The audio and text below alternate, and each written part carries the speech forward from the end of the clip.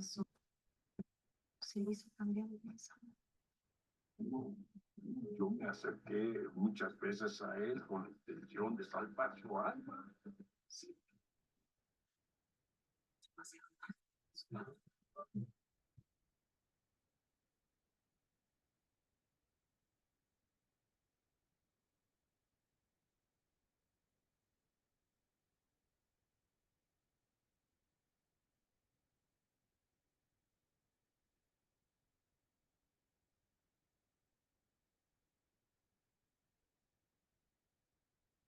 Amor, llegaste muy temprano. ¿Cómo te sientes? Mucho mejor. Además, estoy muy contenta. Es que bueno, porque antes de la sorpresa que te tengo, se me da muchísimo más. Me encantan las sorpresas de mi equipo. Hablé con el capitán Romero y le pedí una semana de licencia. Eso significa que a partir de hoy voy a estar contigo todo el tiempo. ¿Sí? No me voy a separar de ti. No sabes el gusto que me da eso, mamá. Sí. Así que prepárate a soportarme las 24 horas del día. Eso me parece muy bien, porque además así me vas a poder ayudar. Mi mamá y yo estamos organizando algo muy bonito para Refugio y Esmeralda. ¿Sí? ¿Y eso? ¿De qué se trata? Bueno, ellos todavía no lo saben, pero el próximo sábado se van a casar.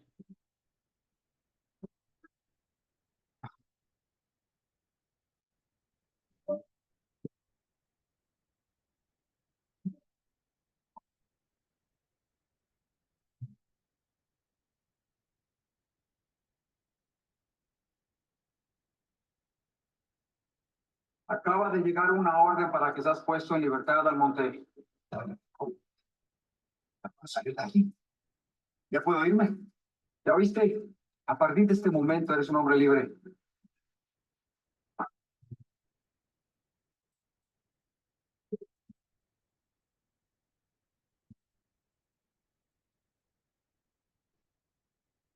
Que yo le pedí $1.000.000 para ayudar a Alejandro. Eso no es cierto, Josefina. La palabra es incapaz. Yo no puedo hacer algo así. Ay, sí, ¿cómo? No, eso, a ver, ¿quién te lo cree? Adolfito, me lo estás diciendo a mí. Yo te conozco y muy bien. Y Mitro te mintió.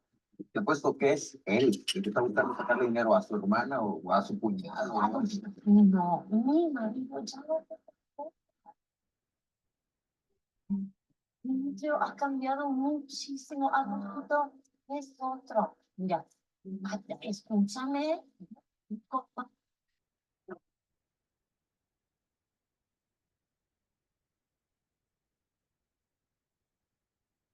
Hi, hun.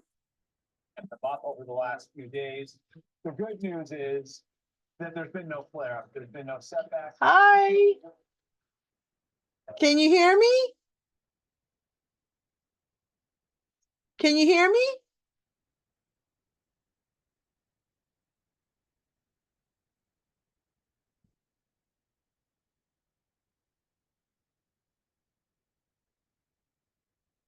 Can you hear me?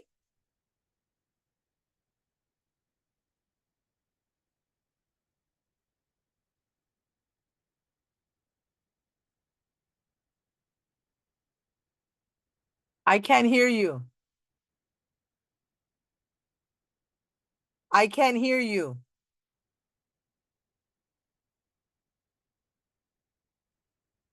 Look for your audio.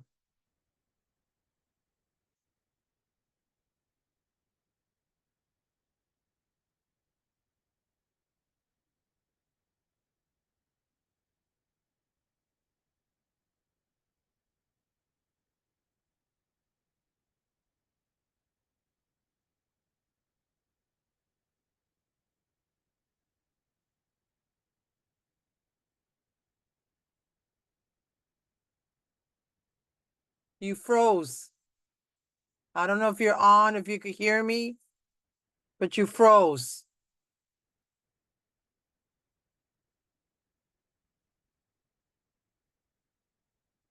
There you go. I still can't hear you.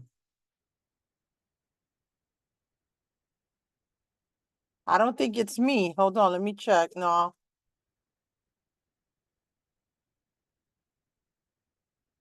Do you have headphones plugged in or something? Where it says audio, is it on?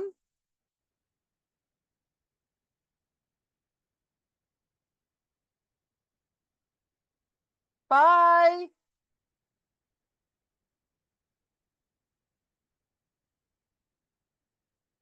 You froze again.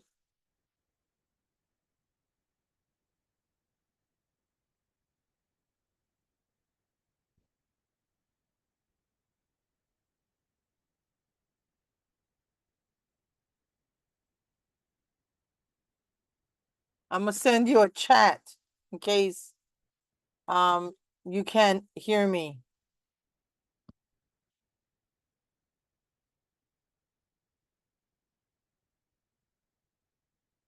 Oh.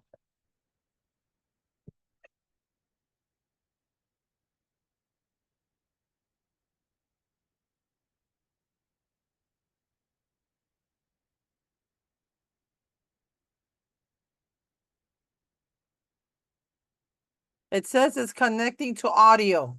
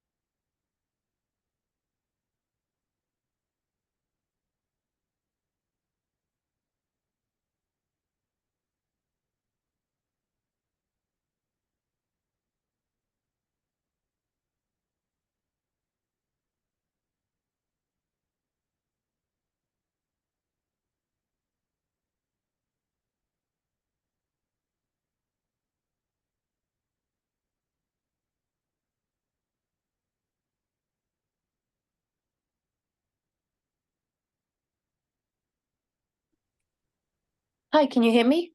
I could hear you now. Well, good. I had to get my daughter to help me. I Okay, couldn't figure it out. Okay, let me then I'm gonna remove the other one. Okay. Okay, hold on.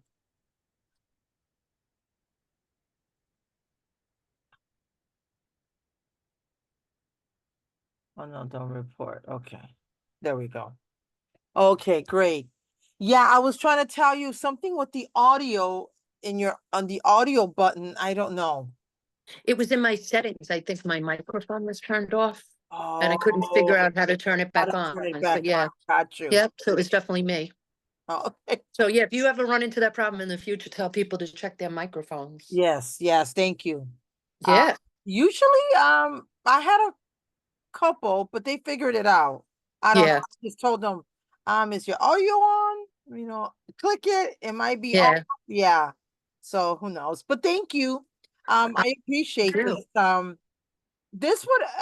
This doesn't go over an hour. I mean, it could be less than an hour. It just depends on information you share, it Right. can go anywhere from 30 minutes to 35 minutes to 45 minutes to, you know, up into the hour. But once it starts getting close to the hour, and then I'll start like, okay, any questions and stuff like that. So basically, Okay. what I do is I'll go live. I'm gonna record, and I have to remember to record. Last week I forgot to record, and Facebook doesn't let you download the videos anymore. I used to be able Oh, to okay. download the videos from Facebook, and then I Right. put them on YouTube as well for people that are looking, if they Google something about lung cancer, Right. all these videos come up, right? All these interviews. But I forgot last week, and I'm like, oh, and that was such a good one too. And I forget. It's just, and I Right. want to have it recording because of this, because we Right. on early, and it's like, okay, then what am I going to do with the first 15 minutes? So I have a bad habit of forgetting. But anyways, I'll so remind you. thank you. Yes, please. Because I just call it my targeted therapy brain, and my brain is right.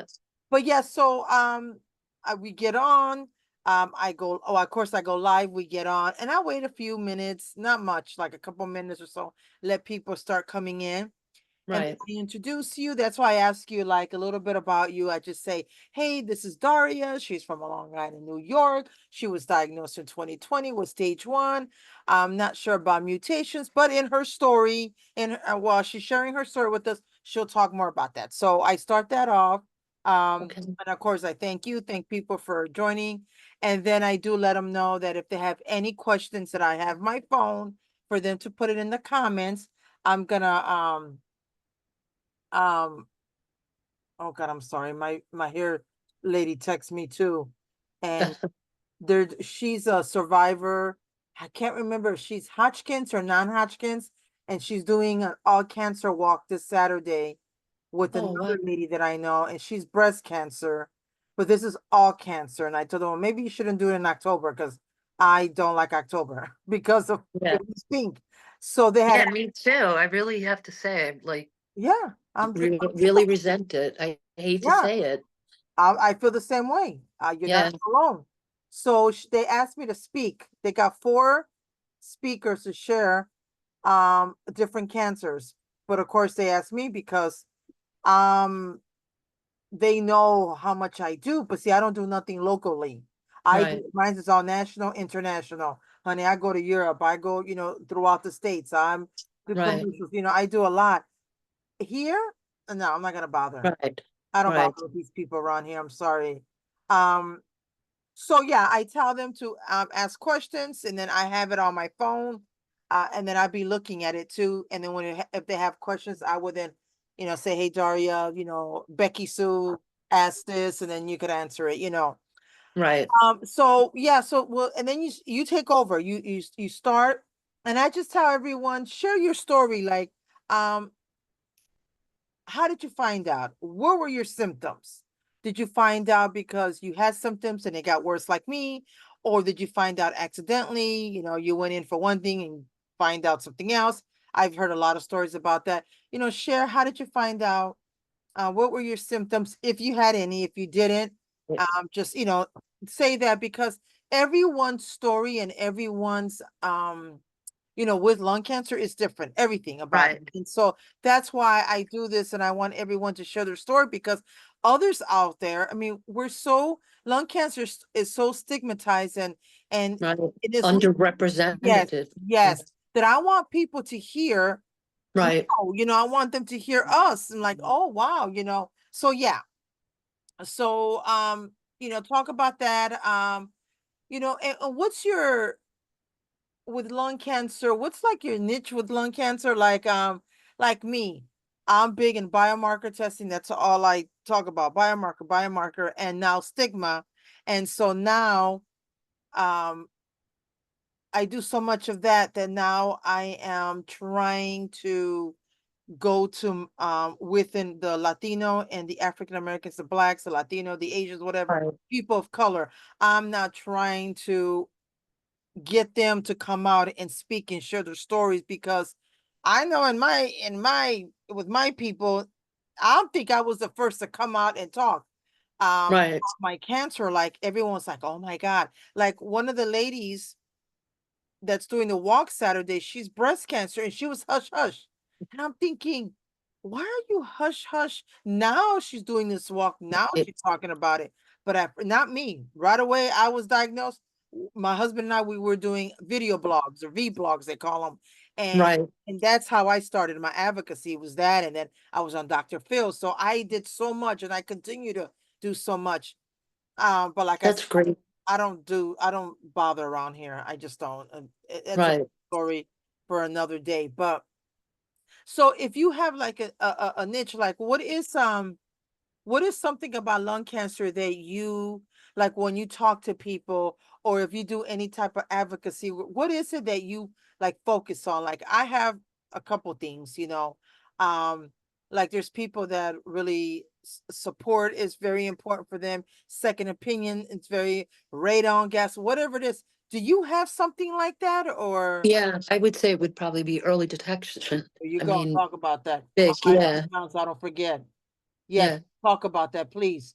Early okay, detection and whatever it is that you know about early detection, I I'm the same way with you. Right. Both my sons are firemen. Okay, Wow. so I already know, and I keep telling my kids, both my boys, I go get a low dosage CT scan. You don't Right. have to have. I go, the insurance will pay for it because you're a fireman. Right. My And he should. Yes, but they don't listen to me. And then my other That's son, he likes to smoke cigars, and I tell him because he argues with me. I'm like, Lucian, yeah. cigarettes. They even say smoking marijuana now, and he argues with me. So Right. talk about that, please, because Yeah, I definitely will. these kids don't listen to me, and these damn millennials and Gen Zs, they think they know No, it's everything. true. Girl, and I It's just want true. to slap them. I know. I don't want to slap my kids. And my youngest daughter, she smokes a lot of marijuana. We told Yeah. her she don't listen either. Yeah, they just don't. Girl, they don't. I don't understand why, but they don't. They know everything. Yeah, of course. They know everything. Okay, and then what I'll do too, and then when it gets closer or when you feel like we're about done, if there's no any questions, then we could just end it early, and then Okay. I'll thank you again. I'll thank the viewers, and then of course I won't be doing this until November because I'm Okay. leaving next week to Italy, so Good I'll for be back. you.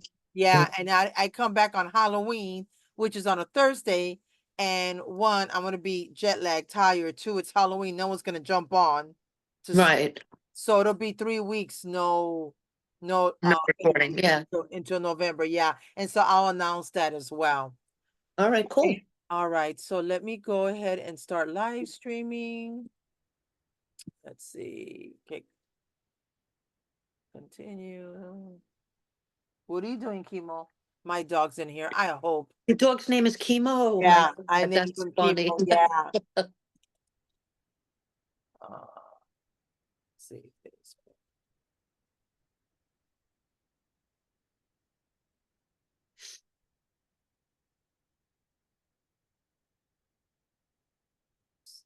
Yeah. Where is my? Oh, there it goes. Is that it? Oh God, what did I do? There it goes.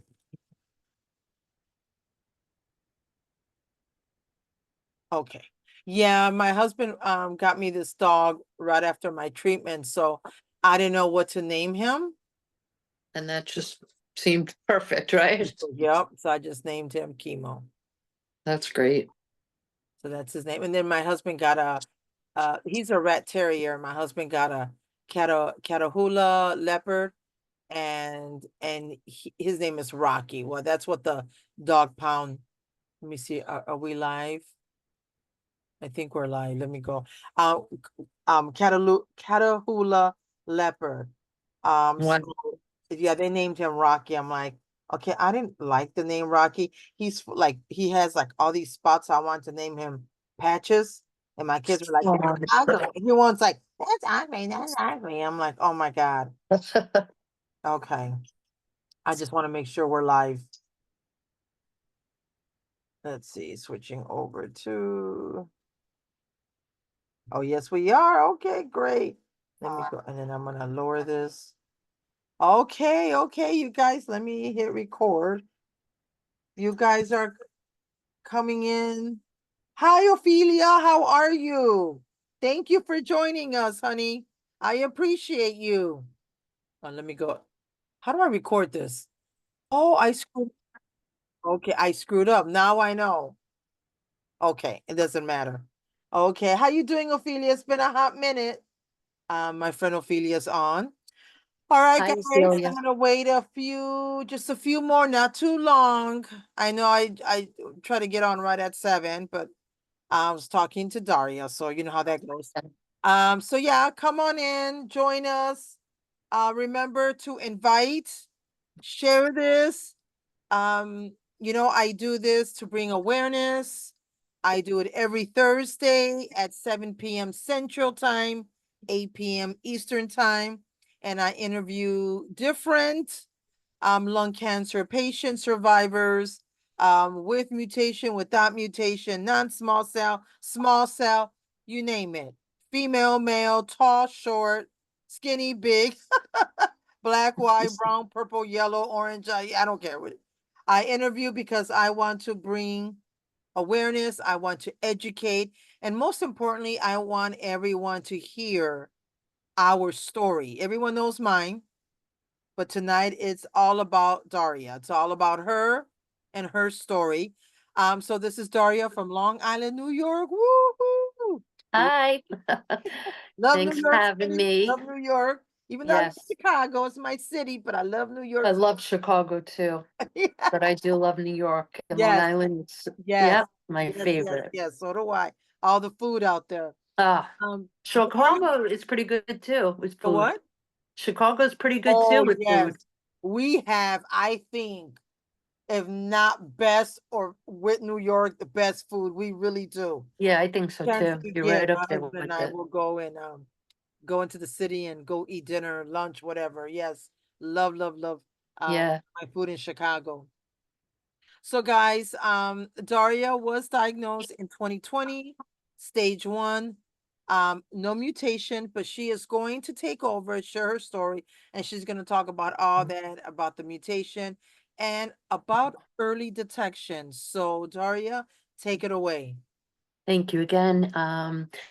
So yeah, as Juanita said, I was diagnosed in 2020, which, as we all know, was the height of COVID. So it was August of 2020, and yeah, it was pretty bad at that time.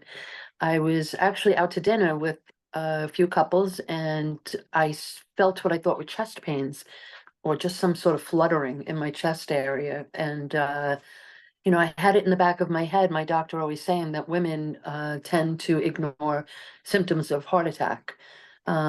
So I was getting nervous about that. I told my husband I wanted to go to the hospital, and he tried to actually talk me out of it because, again, it being COVID, he said it will be very difficult, to be in an emergency room, and that he wouldn't be able to accompany me, while I was in there. But I said that doesn't matter. I still want to go. And I'm glad that I did, because it turns out there was nothing wrong with my heart, but that I actually had a mass on the upper lobe of my left lung. And surprisingly, the emergency room doctor who did the chest x-ray told me that I had lung cancer. I've since found out that that's very rare, that emergency room doctors don't usually diagnose. But this doctor said, you have lung cancer. And I said, I mean, clearly shocked, how do you know? And he said, I know, but I'm going to run a CAT scan and, let you know. And he did. And yeah, I said, how do you know? And he said, because your mass is spiculated. Apparently, spiculation is a big indication of cancer, as opposed to a mass that's just, let's say, round, that Right. could possibly be benign. So I was alone, unfortunately, in the emergency room because, as my husband said, he wouldn't be able to be in there with me. And my cell phone battery was dying, and I was calling him. It was late, and I told him, this doctor is telling me I have lung cancer. And, he thought that was insane. But yeah, flash forward, I was sent to see a surgeon, and I did, and things moved pretty quickly. I was given a PET scan where the mass that I had, actually I had two spots, as it turned out, one on the left lung, upper lobe, and one on the right.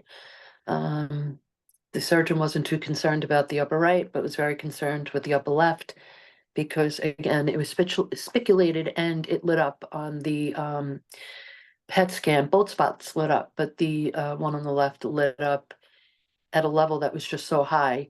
It was bad. So I was immediately scheduled for surgery, and I had the upper left lobe removed. And that was an incredible surgery, and kind of don't want to scare anybody that might be having it in the future, but it's a big surgery. And on the left side, you only have two portions of lung. The upper portion is 2/3 of the lung in its overall size. So yeah, it was a lot. So yeah, I recovered from that surgery, and we were monitoring the spot on the right. My doctor didn't want to do anything, just wanted to wait and just keep monitoring it. And I was just so unhappy with that. And so I contacted the Mayo Clinic, who agreed to see me, and I flew out there to Minnesota, and they did a biopsy, and as it turned out, it was cancer on the right as well. I wasn't surprised. I kind of knew it was all along, but I remember asking the doctor that ordered the biopsy after we got the results, does this mean that I'm stage 4? And he said, actually, he looked down at his feet and said, that's debatable. And, you know, I mean, to this day, I'm still so completely unsure. Because if you have, they treat each of your lungs as a separate organ, apparently. Right. And if you have cancer in more than one organ, a distant organ, it's an automatic stage 4. And Mhm. but because there's no proof that this cancer traveled through my lymphatic system, they are calling it multifocal adenocarcinoma. So it's possible that I just so happen to have, you know, a spontaneous occurrence of lung cancer that had nothing to do with each other. Wow. And yeah, it's unique in that I never had further treatment. So I've had 2 lobectomies. The upper right was removed 2 years after the upper left, and you know, in both cases, I was told I don't need further treatment, and I've seen, you know, second opinion, third opinion on this, and yeah, it's unbelievable. Um, so, you know, again, you know, talking about early detection, when I was diagnosed, I was too young to be diagnosed through those early intervention CAT scans, because at that time the age was 55 and above. Um, and when I was diagnosed, I was 54. So while I was a smoker in the past and would have taken advantage of those early lung cancer screenings, you know, it just wasn't on my radar. It was like colonoscopies. Nobody's really thinking of doing them until they turn 50. Um, Luckily, they've since lowered the age of lung cancer screening. Now it's, I think, 50. Oh, did they? Yeah, they did. It Know went that. from 55 to 50. Yeah, and I mean, I'm really grateful for that because, Right. I mean, people young, I mean, I'm not young, but I mean, Just people move. under 55, I think the movement was really credit to colon cancer screening Mhm. because they've lowered that age. I mean, we're living longer as humans, and Yes. you know, cancer is developing, and yeah, so knowing that this is available to us, and really, even if you're under the age of 50, if you pushed your doctor as a former smoker, let's say, or, you know, other risks such as having a parent that died of lung cancer. If you have a parent that died of lung cancer, your chances increase so significantly, um, which I also didn't really know. But my mother did die of lung cancer, and there is a hereditary gene, I guess. That's what I heard. Yeah, so, you know, it's just, in my opinion, it's like a weak gene, and I have inherited that because I have siblings that were heavy smokers, and so far, thank God, you know, they've not encountered, you know, lung cancer, and hopefully they never will. So early detection, honestly, I can't say enough about it because I'm living proof I was able to have not just one, but 2 lobectomies because the cancer hadn't spread. Or at least that's the thought, if the cancer hasn't spread. And I was able to have these surgeries. So surgery is definitely the gold standard in treating lung cancer, or actually, I think any cancer is to remove it. Right. And then the adjunct treatment afterwards, which I wasn't eligible for because my stage for both that were removed were considered stage 1A. Had they been stage 1B, you know, I would have been eligible for adjuvant. Is that the right way of saying that? Adjuvant treatment. Okay. And again, you know, I got a few different second opinions on that, including, you know, Sloan Kettering, and just, you know, just so desperate to be proactive at this point, you know, to get as much help as I could. And Daria, do you know why they didn't test when they removed both from your both lungs? Why didn't they test it for a biomarker? Because, and I'm quoting the doctor, because I won't be requiring further treatment, insurance companies would never pay to have biomarker testing done on cancer that's removed. It would only be worth it for them to test for targeted, things, but they weren't going to be targeting anything since they removed it. Okay. And the same was told for the second cancer that was removed. But I did ask for that. As a matter of fact, I still want to look into even paying for it out of pocket because, I mean, I don't know, I don't know what it would do for me to benefit me should the cancer return. This, again, is something the doctor explained. If it returned, it wouldn't necessarily be the same cancer, and they're not treating that old cancer. So, Okay. Okay, that makes sense.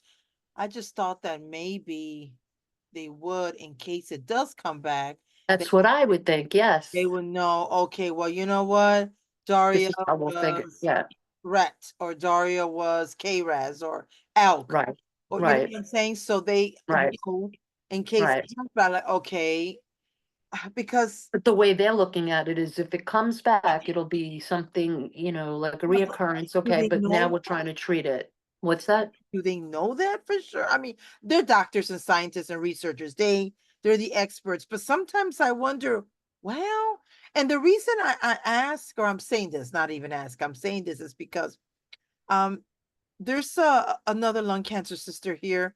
She lives in the suburbs of Chicago, but she's in Illinois. I'm in Indiana. And she had a spot that was removed a few years ago.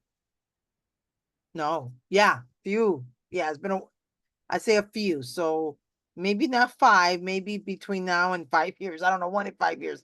Um, and I remember she found out that, don't quote me, she was KRAS. She had I it think, tested and it was small too. They caught it in time. right, And I want to say KRAS. Don't quote me. right, I want to say KRAS. Well, then another spot just came, and they're catching it early.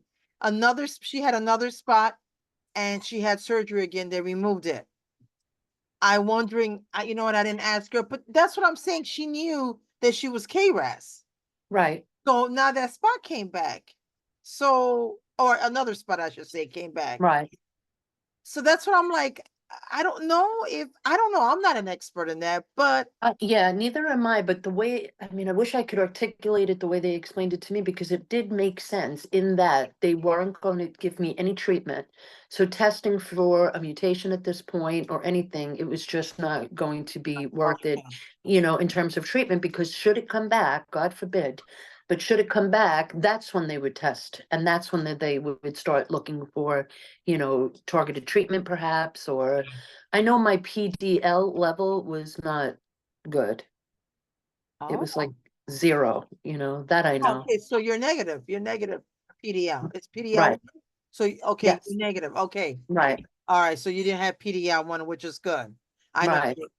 I don't remember. No, that's bad, right? That I don't have PDL, that's No, bad. it's good that you don't have PDL. Oh, is it? I always Yes. thought if you don't have it, No, if they test you for PDL1 and it came back negative that you don't have it, that's good. Oh, that's oh, good. Yes, because PDL1 is it's like another mutation. Like I'm ALK, so okay, you got ALK, you got EGFR, right, you got RET, you got right, KRAS, right, MET, and you could have MET with another one. I'm trying to think. You got ROS1. There's so right. I've heard of all of these. many. Yeah, PDL1 is another one.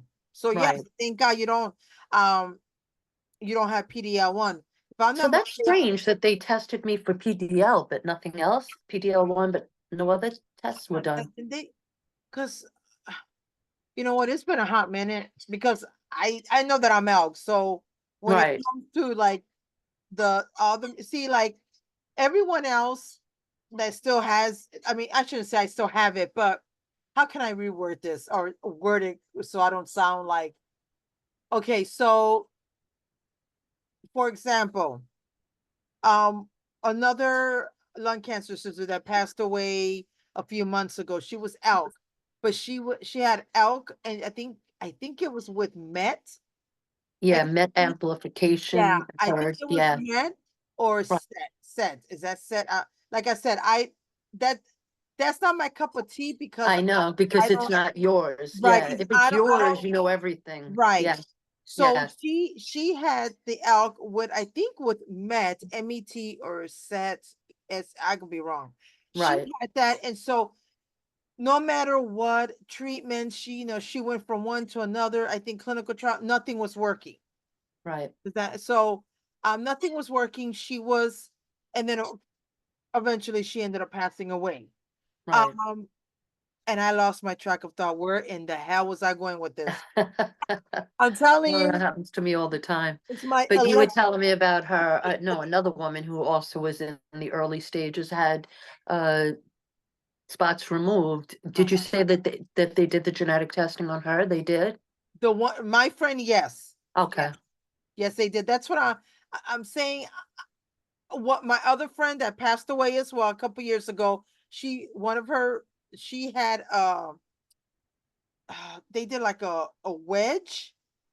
A Yeah, wedge resection. yes, I had that too on my middle lobe. I mean, I had so much longer removed. It's yeah. amazing. So they did that on her, and she found out she was KRAS, and it came back, and but yeah, hers came back with the Wait vengeance. a minute, it was KRAS after having met No, the this is person? another.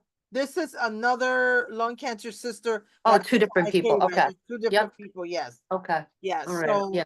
one is still alive, the other one passed. Right. And that's what I'm saying. It's like, wouldn't you wanna, just in case?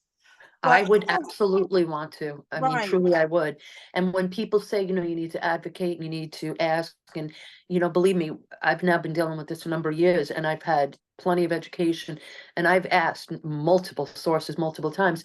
I think what it would come down to is me just, asking the doctor for the test and paying out of pocket for it.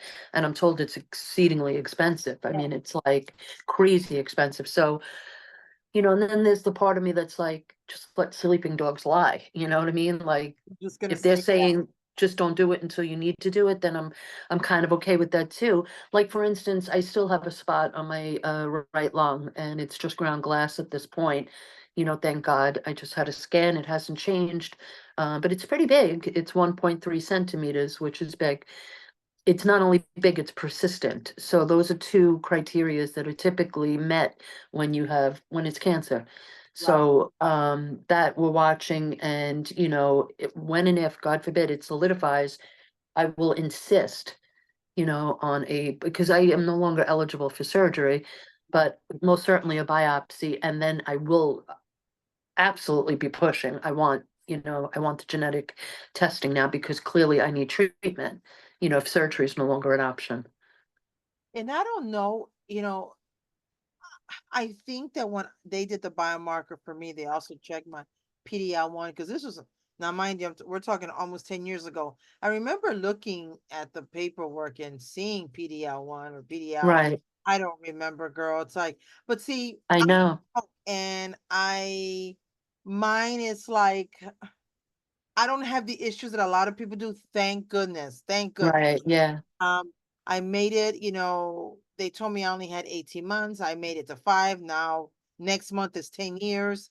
So God bless you. yes, thank you, honey. Thank you. And that's what you know, I I do advocate, but some have it worse A than me, lot worse. Yeah. a lot Yeah. worse. But that's why I No, do this, because I want people to understand, to educate, right. to know that everyone with lung cancer is not the same. It's Absolutely. I mean, I feel, if anything, guilty sometimes because I'm not on treatment, and I hear people going through hell with the chemo treatment or the, immunotherapy that they're on, the radiation that they're on. I'm terrified of it, and I also feel guilty because I'm not, receiving the, treatment. And yet I too, have lung cancer, and it's, yeah, we're all in the same ocean, different boats, yes. if that's the correct expression. And I believe that, and I can't, I don't judge anybody, for anything, what their choices might be as it relates to cancer. I mean, I just, it's definitely it's a life-altering experience, and it really levels you, you know, and it also levels the playing field because we're dealing with people from all walks of life, like you were saying, that, you know, the groups that you are hoping to advocate for, you know, this cancer is no joke. This crosses every boundary, you know, every cultural boundary, everything. It's just, it's Yeah, horrible. yeah, we're stigmatized, we're overlooked or Yeah, underlooked, underfunded, and you know, this underfunded. is, Exactly. that's We're another treated, thing, we're yeah, treated that like I, children.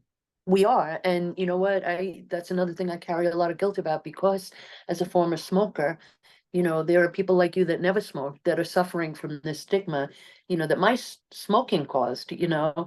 Never mind that I was 14 when I started smoking and didn't really know, you know, that it was going to cause what it did. I mean, clearly I was warned, but that's neither here nor there. I do feel guilty that I have a disease that could possibly have been caused by a habit I picked up, but that there are other people that are suffering from this and never made that, you know, bad choice that I did. You know, it's really, it's a weird disease. It's a very weird disease. I don't know of Yes, it another is. disease that has the stigma that ours does. But you shouldn't feel guilty because you started smoking at the age of 14. This is how I see it, Daria, and this is what I tell people. And I'm a very blunt Latina Scorpion from Chicago. I always have to say all that. I'm not, I I'm live a in Leo from the Indiana. Bronx. Yeah, I'm a Leo I from live the in Bronx. Indiana. I live in Indiana, okay? It's more than just corn here. You got people Yeah, like me here, you know, and right. Chicago's right there. We have that Chicago attitude. But this is what I tell people. I said, just because you smoke, and I think a lot of it too, a lot of people don't want to come out and talk or advocate or share their story or whatever because they have that guilt. But see, no. Okay, because one, um, people pick up smoking.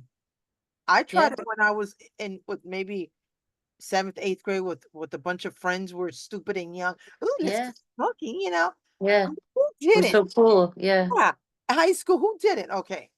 I wasn't a smoker, no, but did I try it? Absolutely. right, I try weed, I try, you know, you name it. No, not no drugs though, but right, and then of course in high school, drinking our wine coolers. right. They pick up smoking, and then everyone looks at that's why you got lung cancer because that was a self-inflicted. That's what you get. Exactly. You're gonna That's smoke. so hurtful. It's And I'm really like, hurtful. and then you know what I tell them? I said, well, you're drinking a lot.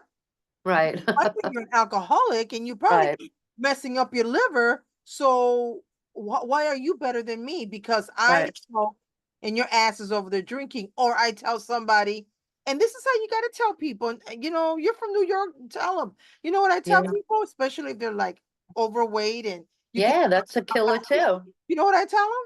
They're like, oh, well, you shouldn't have smoked. I said, well, honey, you shouldn't be stuffing your face with Yeah, bombs and donuts and unhealthy stuff because from right, the looks of it, you're probably diabetic, high right, cholesterol, and you have heart issues. They get right. So mad, you could die just as quickly. right? And they get mad at me. I'm like, okay, just like you're Yeah, getting mad because I offended you, how in the hell do you think that you're making people? yeah, So when you tell them, well, no one told you to smoke. exactly. And I tell them, did you like what I just told you? No. Well, then No, we then don't how do like you it think we either. feel? Yeah, You don't like it either. So why would you even go there? right, I use the alcohol. I use the overweight, whatever. If they're smoking right, weed, I'll throw. I said, what about your ass? At least I have right, myself, So I throw it back at them, and right. I throw it back at them to kind of, say, hey, don't, don't, Yeah, offend us. Don't yeah, do that to us. But I'm quick to throw it back. good. You So should. next time Yeah, you saw what I'm telling you, Daria, you shouldn't feel um guilty. You shouldn't. Let's just out the door, out the window. Don't yeah, feel guilty about that. You're here, you're advocating. I'm yeah, advocating. All of us, there's a bunch of us, former yeah. smokers, current, well, not current, former, yeah, they use some. There's some current. Yeah, there's some current There's some, smoke. yeah, you're right. So current smokers, former smokers, and non-smoker or never Right, smoked. We're right. all in this We're together all and we're together, making a same difference. ocean, different boat. Yes. and we're all making a difference, and we're here to That's support right. each other. I'm We're here sorry, Juanita, my daughter is having some sort of an issue, so I'm gonna have to go in a minute because she keeps coming Okay. in here. I know, I hate to have to cut it Well, short, it's but okay. I don't have, It's okay. Well, there was no questions. oh, okay. Yeah, there was no questions. If any of you guys do have questions, please put them in the comment. And Daria will make sure she'll go in there and answer them.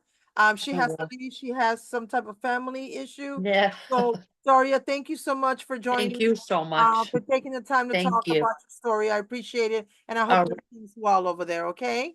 Thank you, Juanita. All You're righty. welcome. Bye. Okay, bye-bye.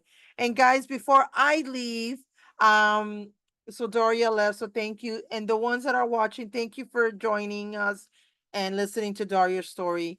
And hope you learned something new about early detection.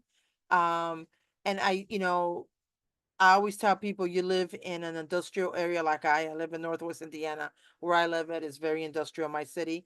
My sons are firemen, former smoker. If you work with chemicals or whatever the case might be, you know, it doesn't hurt to go get a low dosage CT scan. Early detection is very important. And I know here in Northwest Indiana, a couple hospitals, you could pay like, I think it's like 50, $60 just to have it done. So maybe wherever you're watching, check with your local hospital, see if they have something like that and get it done. If your insurance won't pay for it, get it done. Early detection is very, very important. And before I leave, I just want to let you know that for the next 3 weeks, there isn't going to be I won't be interviewing anyone. So no Facebook Live interviews with Thriving and Hope with Juanita. The next 3 Thursdays, I leave next Tuesday and I will not be back until Halloween. That's on a Thursday. So one, I'm going to be tired as hell, jet lag, because it's like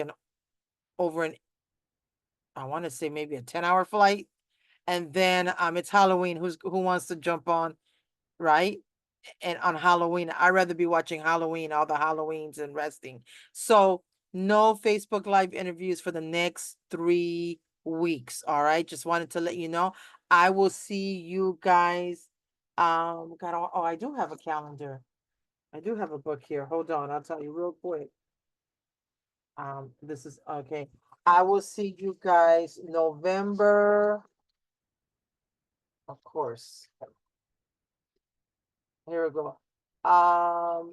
November 7th. And I don't know who I'm interviewing. I already got that scheduled. So I will see you on November 7th. Okay. Thank you. Good evening. Good night. And have a great weekend. I'll see you in 3 weeks, guys. Bye.